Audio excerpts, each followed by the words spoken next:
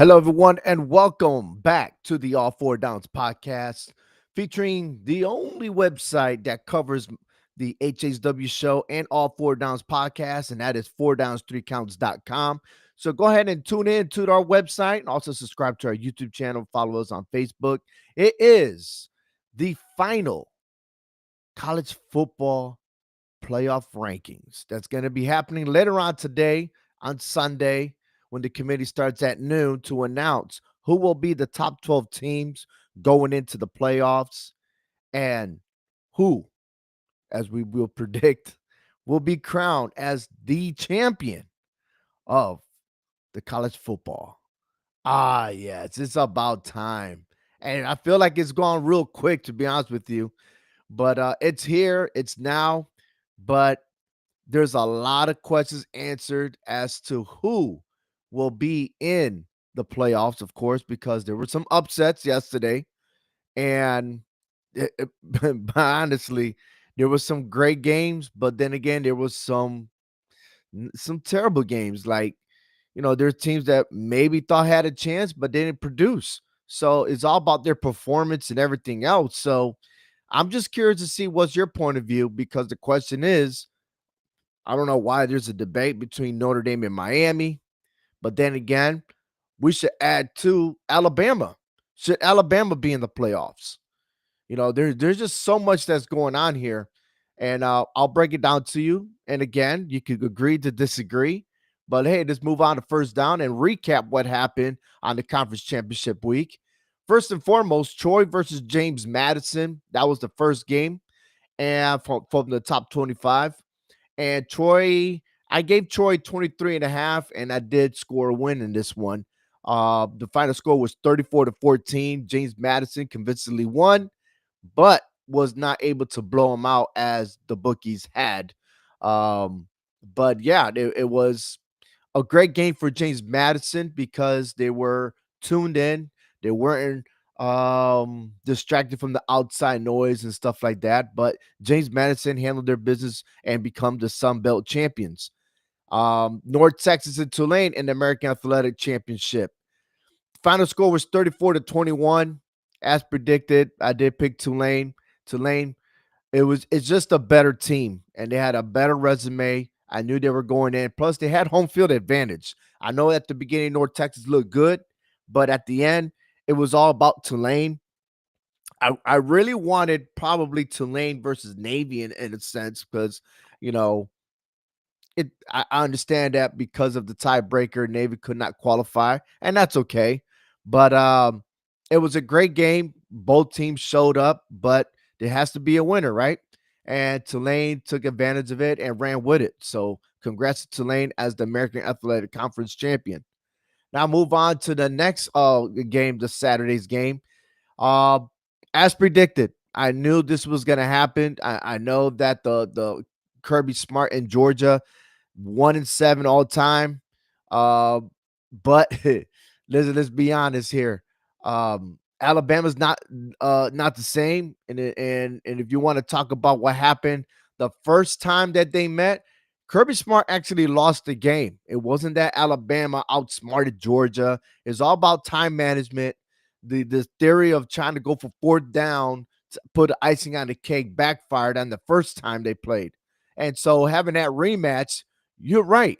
This is a game that Alabama should have won. They already had two losses. So if you look at it, and people claim, oh, well, they won the first time. Well, it doesn't matter what happened in the first time. You should have beat them again. And Georgia become the SEC champion. And on top of that, Alabama did not score the first 3 quarters of the game. And luckily enough that they're able to score that one touchdown. But in the final score, 28-7. And Georgia was favored, and I did pick Georgia. Yeah, I am a Georgia fan, and that's okay, right? However, it was supposed to be this way. Alabama does not have the firepower like Nick Saban had that team. And I'm sorry for all the Crimson Tide and all the doubters that's going to say that, but Alabama's not the same team. Alabama's overrated. Let's put it that way. If you look at the last 4 games, they are overrated. They're not playing championship type team. They're not championship material.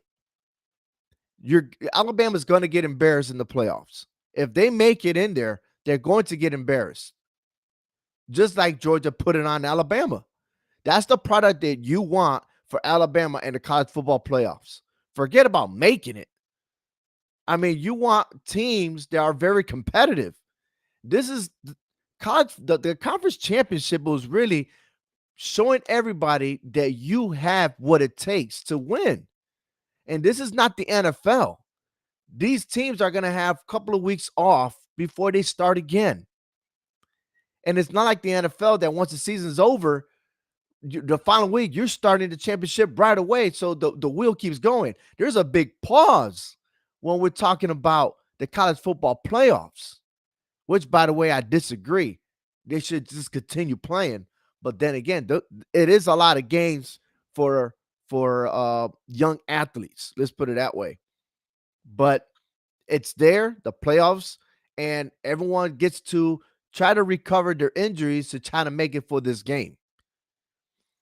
So Georgia beats Alabama. You move over to the Big 12 championship, and convincingly, Texas Tech just that defense is, well, actually, one guy got 2 interceptions, but Texas Tech, they got it going on, winning 34-7. But I'm gonna tell you this: I do give props to the defense of Texas Tech. However, I am a little skeptical about the Texas Tech offense. And they're playing Big 12 games, which is okay. I got it.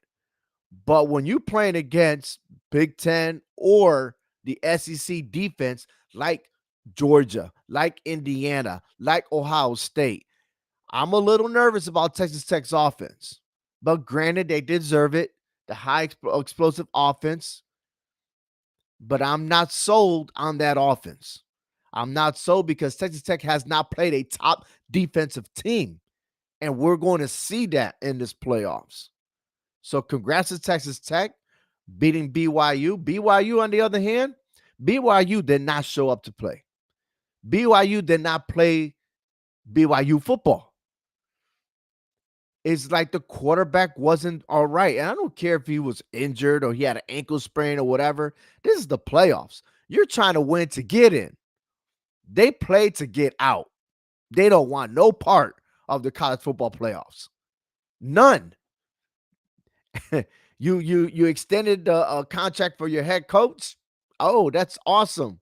No one showed up. The offense did not show up, and the defense for BYU suffered because all the turnovers. The quarterback couldn't throw the ball.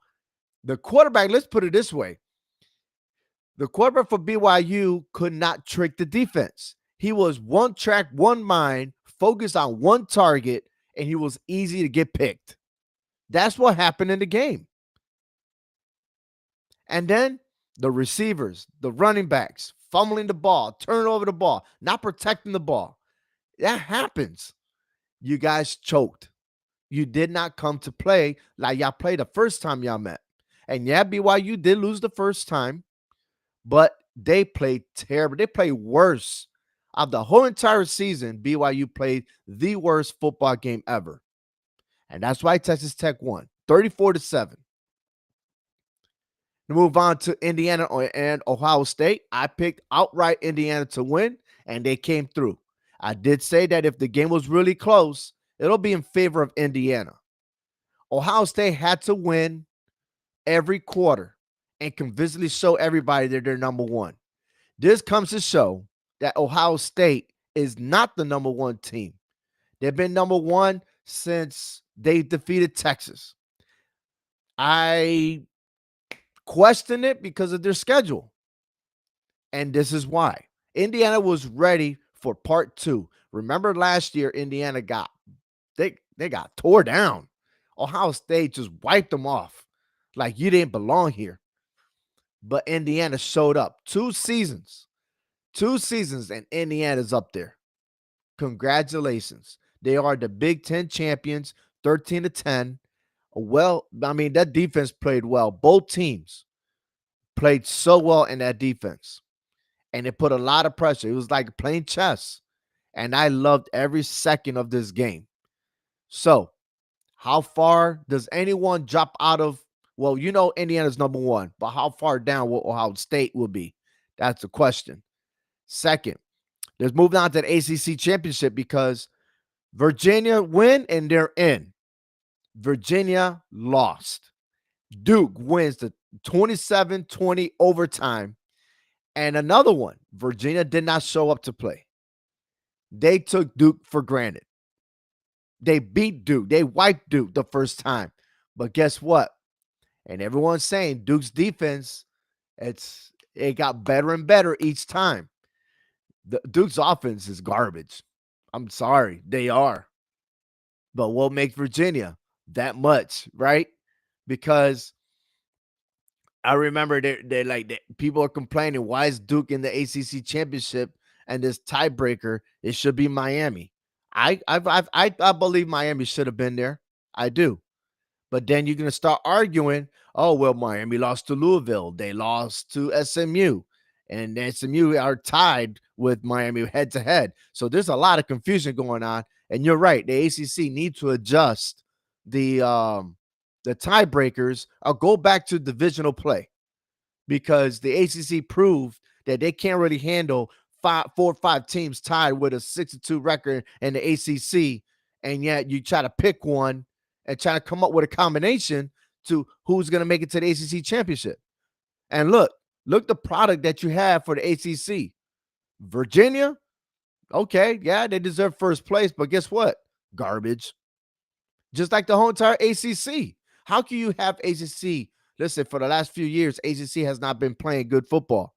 You're relying on Clemson. Now Clemson's out of the picture. Y'all have no team to represent the ACC. But Duke won, and it comes to show you how valuable is the ACC conference. All right, let's move on to second down. What does that all mean? Let's look at last week's brackets real quick from the College Football Committee. They said that 11 and 12 will be conference champions. You have Oregon pretty much locked at number 5, Alabama, Oklahoma, Ole Miss, Notre Dame, Texas A&M, all playing in the first round technically, right? But what happens now that Alabama lost? And yet you had Oregon, Oklahoma, Ole Miss, Notre Dame, Texas A&M did not play. Does Oklahoma get punished? Then you look at the quarterfinals, the bye week teams.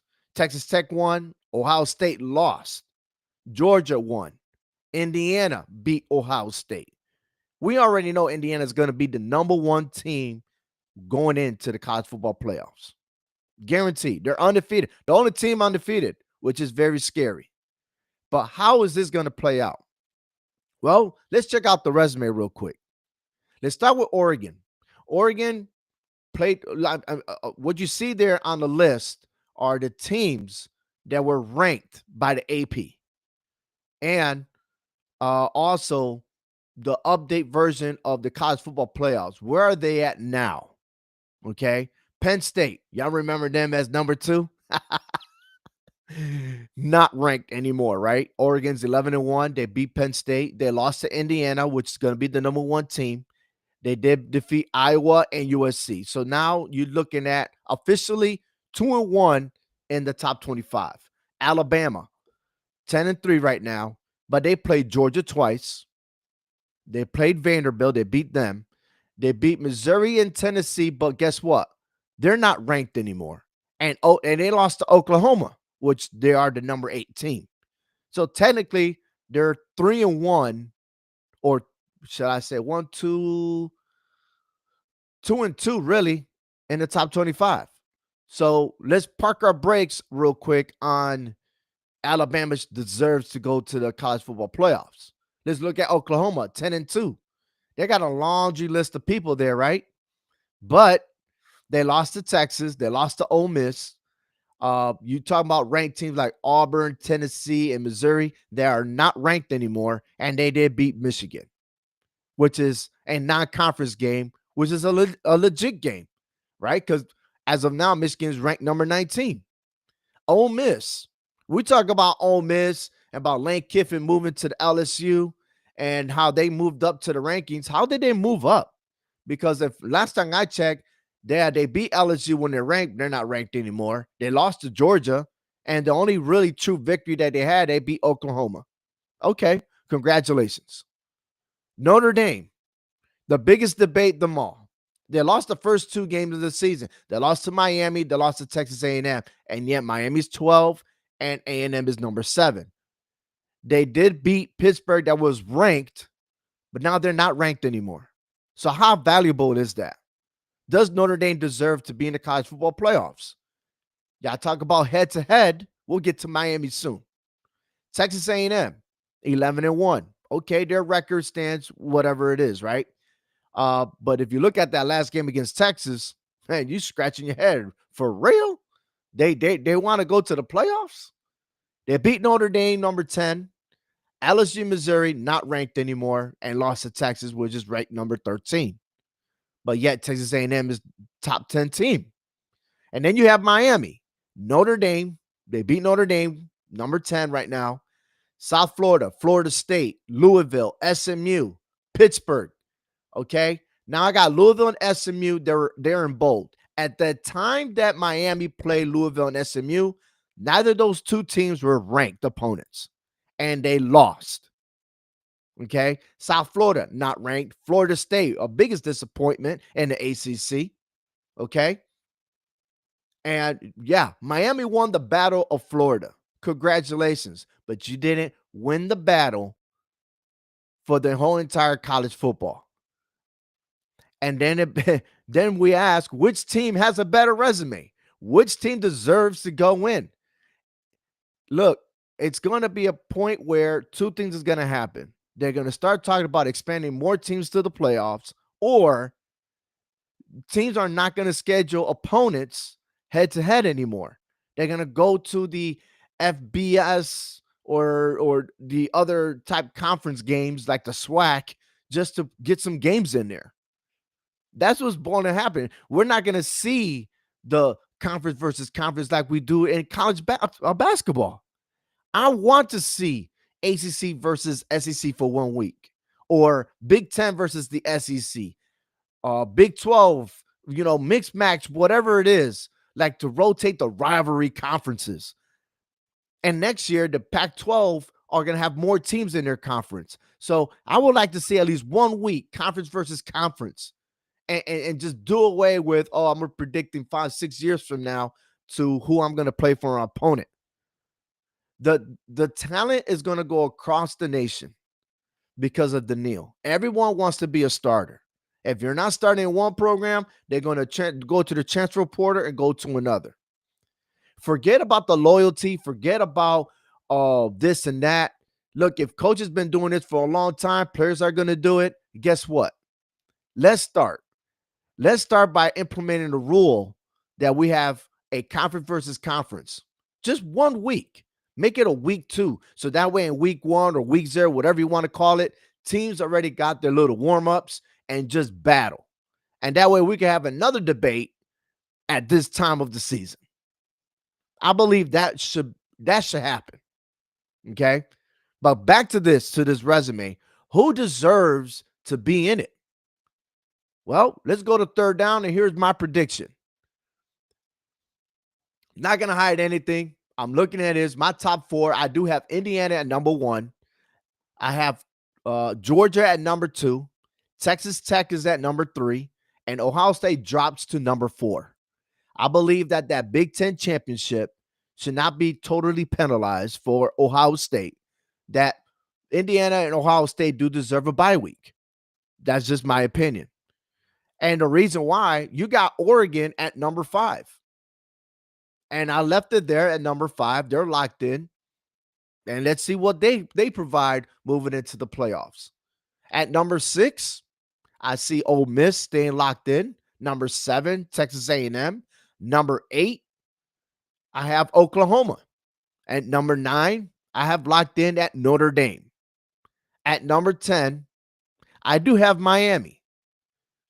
But not for the reasons of the resume. What is better, Carson Beck or Alabama's quarterback? Which I just lost my mind right there.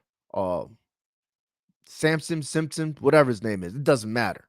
But then again, what I see here is, let me guess, number 11. Let me finish off. Number 11, I have Tulane as the conference champion. At number 12, I have James Madison at number 11 is Tulane, and number 12 is James Madison.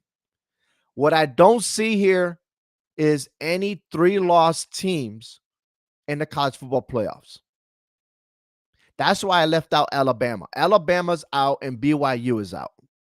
BYU is terrible. But Alabama, after that performance that they did, getting shut out in the first 3 quarters, you think that Alabama deserves to go to the college football playoffs? Absolutely not. If this game was closed by a field goal, I'm telling you right now, I will put Alabama in front of Miami. I would. I mean, you tell me. All right. I said a lot, and I'm going back to the comments here. I got Boucher. What's up, buddy? Gives me the comment Reckham. All right. Big shout out to Prado, who is a buddy of mine. We all serve a veteran, Army veteran. Awesome dude. I miss you, brother. Freddie Fingers says, go Irish. Fair enough. I think he's satisfied with Notre Dame at number 9. My boy Hector V. That's right. My co-host for the HHW show. Looks like Oregon has the better resume. True. I like that. But let's say if the committee decides to put Ohio State lower, maybe like the number 5, then Oregon goes down. But who is another team that could be in the top 4? Unless someone call me crazy, put Ole Miss in there, which I don't think that's going to happen.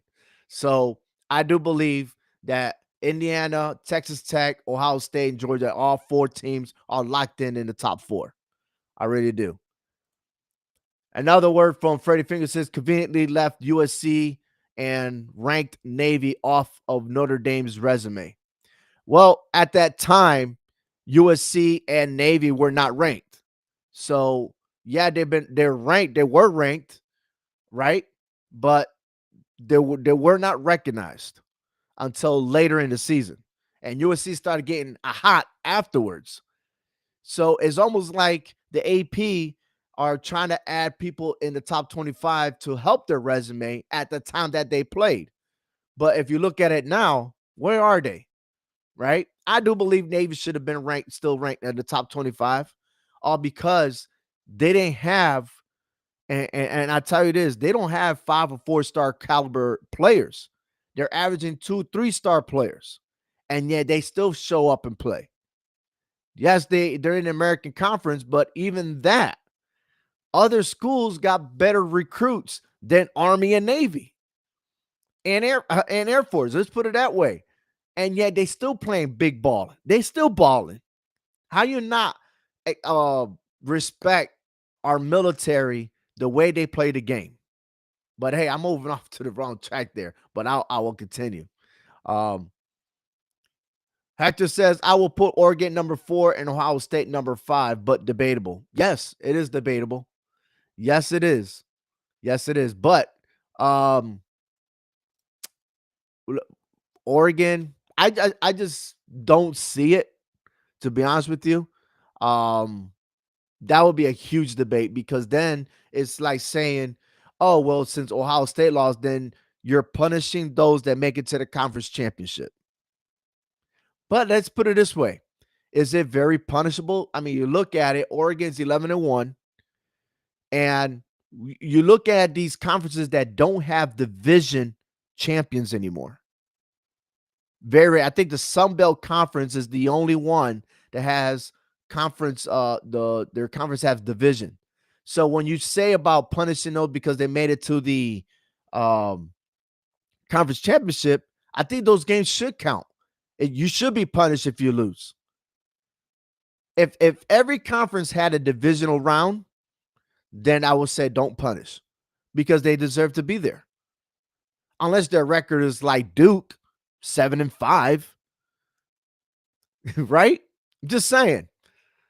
So we should all learn from champions like Duke. You become conference champion, but guess what? You just lowered your value as a ranked to unranked and not being able to be in the college football playoffs. Yeah. Now I'm happy that that rule is implied. That shows proof of the value of a conference champion. You better win some. That's all. But let me ask you this. Should a three-loss team like Alabama be in the college football playoffs? I say no. But I have a gut feeling. I have a gut feeling they might make it in there. I don't know. Like I said, I believe is that number 10 slot should be either Alabama or Miami. I really do. But I can't wait to check it out at noon, 12 o'clock Eastern time on ESPN to see who's going to make it to the top 12, who's making it to the college football playoffs, right? Guaranteed, I'm saying James Madison is number 12, Tulane number 11. I guarantee that my top four teams, Indiana, Texas Tech, Georgia, and Ohio State, all right, respectively, are going to have a bye week. Which, by the way, do the top four teams, the bye week teams, do they have an advantage? Last year, the top four teams all lost. Could it be different this year? Or, and I tell you this, I do believe that if all four teams do lose, that we're gonna have at least two more additional teams in the playoffs next year to narrow it down. I believe that we shouldn't even have a bye week. It's college football. I think it's a disadvantage to me to have a bye week. You got a team that is you got 2 or 3 weeks off, and then you're gonna play your first round. You got the momentum going to the next round while the other team has been chilling for almost a month. Crazy. Just crazy. But hey, it is what it is. I'm excited that this is happening. I'm loving it. We're moving on to fourth down. My final whistle is this. I hope that the college football committee, I hope they get it right. They got one last chance to do it right. However, don't let these coaches convince you. Don't let these coaches go on the mic on the post-game show and say what they need to say. And I'm talking about the losers of the conference champions. Don't let them convince you that they deserve it. They're pulling a Nick Saban. I remember when Nick Saban lost, or they're outside looking in because they didn't have a undefeated season, whatever. He used to gamble. He used to politic his way to be the number 4 team in the playoffs. Don't let that. Follow what your guidance are. Follow what the committee and the rules that you have already implemented. Don't deviate from that. Stay true to your word. Pick and choose the right college football teams, the deserving ones in the playoffs. You got to do it. If you're going to listen to the outside noise, then why have a committee? Let's go back to the old school way and just let the AP poll just ruin college football. Because if you want to deal with resumes and stuff like that, do you really trust the AP? I mean, after all, they did start the season with Texas and Penn State at number 1 and 2. And look at where they're at right now. Texas bounced back a little bit, but still garbage. And Penn State, with terrible season, they end up firing their head coach.